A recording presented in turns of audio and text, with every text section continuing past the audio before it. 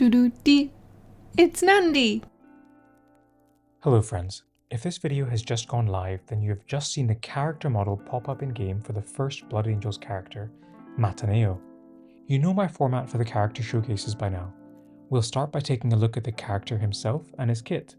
Then we will look at his abilities, discuss some nuances and corner case scenarios, before concluding with a character infographic and where he might do well.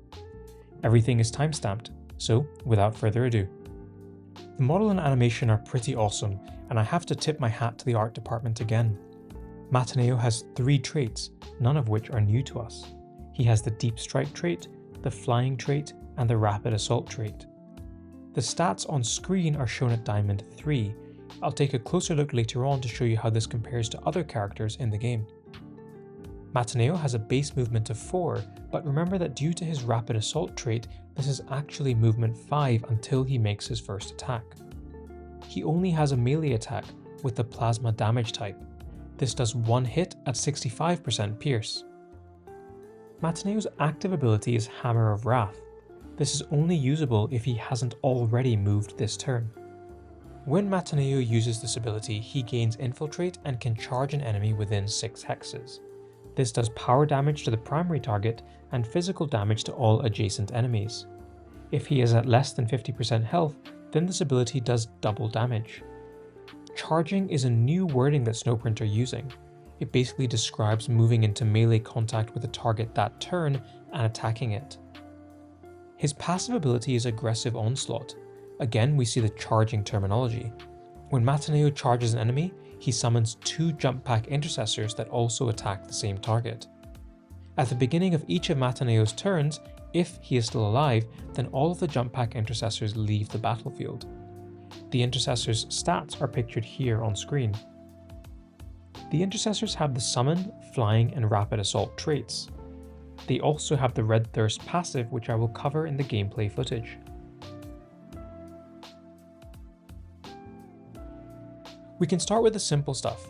You can tell that Mataneo has his Rapid Assault trait because of the green arrow under his profile, and his movement is also increased to 5 on the unit card. Here in this clip, he uses his active against the Tyrant Guard, which is sitting at a 6 hex distance. You can't directly control which hex Mataneo will land on, but in this clip he lands on the high ground hex in order to maximize his damage output. It's worth pointing out that effectively, this gives him the ability to move 7 hexes in total.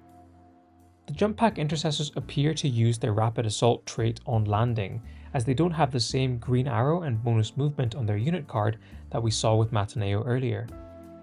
In this next clip we do the same thing, but as there is an enemy Neurothrope nearby, that unit also takes some of the physical splash damage. Let's take a look at how Red Thirst works and applies to the Intercessors. In this clip, Mataneo dies and leaves the Intercessors on the battlefield. You can see that after they are brought below 50% health, they get a new buff icon, the Red Thirst. This shows that they get bonus damage and hits when charging.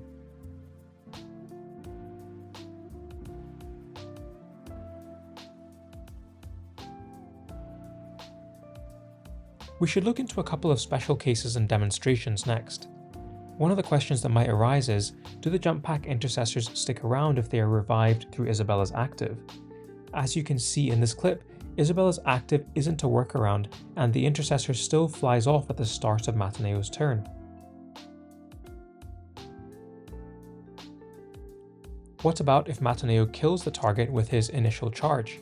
Are the Intercessors still summoned? As you can see in this clip, the answer is yes. What about the interaction between summons leaving the battlefield and the active Faith passive for the Adepta Sororitas? This passive increases critical hit chance and damage for the Adepta Sororitas on the death of an Imperial ally. You can see in this clip how the critical hit numbers don't change despite the loss of the summoned units, therefore representing that the summons are not treated as killed when they leave the battlefield.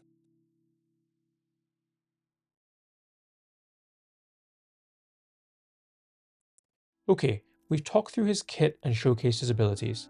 On this slide, I have listed Mataneo's stats and abilities at each of the thresholds for Guild War. Level 50 for Legendary, level 35 for Epic, and level 26 for Rare. Feel free to pause this slide and take notes or screenshots if you'd like.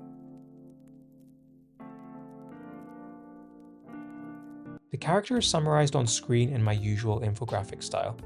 His numbers on the right are at Diamond 3. Towen, Tacticus Ambassador and Friend, has run those comparatively against the existing characters. Mataneo's health and armor stats are above average. These are at the 69th and 73rd centiles respectively. His damage, when standardized against an enemy with average block and armor, is at the 51st centile.